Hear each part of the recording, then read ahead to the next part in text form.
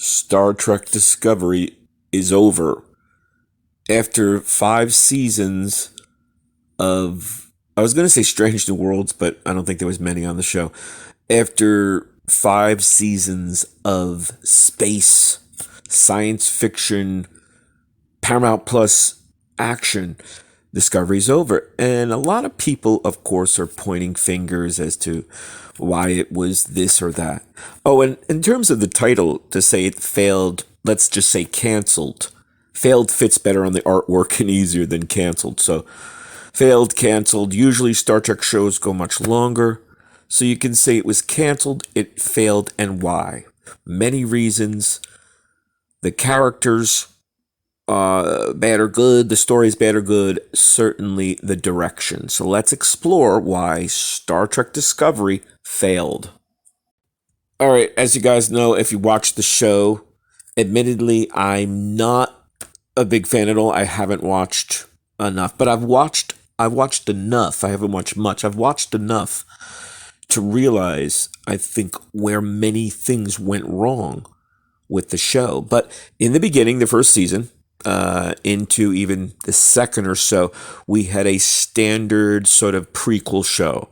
This show was set, the timeline, after Star Trek Enterprise, Captain Archer's crew, and of course before Captain Kirk with the Enterprise, with his Enterprise. So this was the timeline, and then gradually, as the show went on, it started to become sort of a time travel show, sort of the time machine or the time travelers. And this might be one of the main areas where people are like, well, wait, we are introduced into a timeline, and now you're hopping around and jumping into other timelines. So some might have applauded, embraced, and celebrated the time jumps, the jumping through times. Others, as is evidenced by an article right here, how did Star Trek Discovery become TV's most boring show?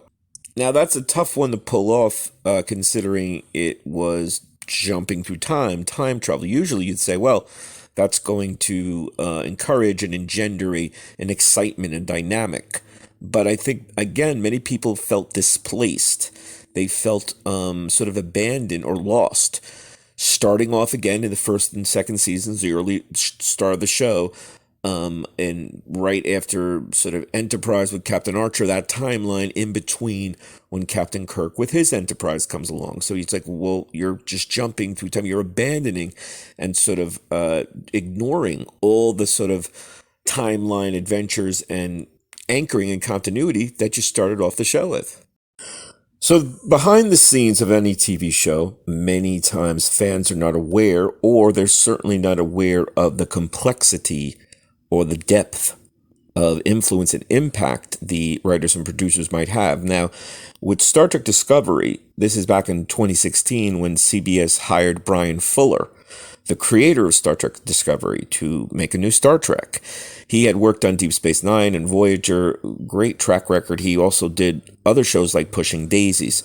So it sounds like, or it seems from all reports, that he was hard at work, but he was sort of distracted because then he was doing another show, American Gods. Now, supposedly CBS wasn't happy about him sort of dividing his time, and they fired him.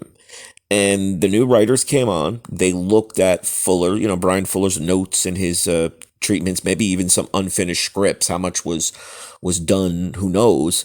But the new writers took his treatments, his material, and tried to work with that.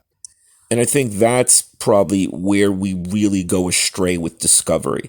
We had many new writers coming on, trying to follow Bryan Fuller's, and then other writers. Many other writers were fired as well. So you have this sort of revolving door of writers, of producers, of creatives, and it seems like Star Trek Discovery just could not gel from that many sort of, fired writers or leaving. They either left on their own volition or they were fired. So it sounds a bit simplistic, but like they say, if it's not on the page, it's not on the stage.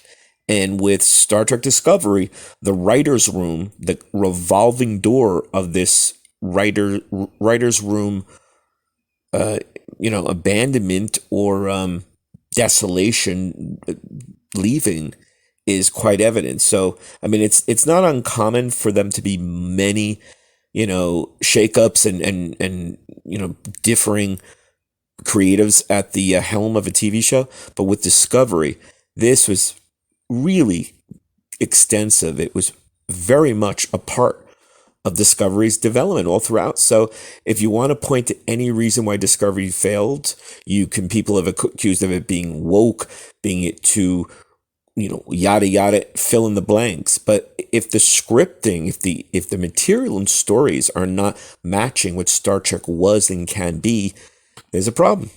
There you go, guys. What do you think? Hope you're enjoying. Hope you're subscribing. See you soon.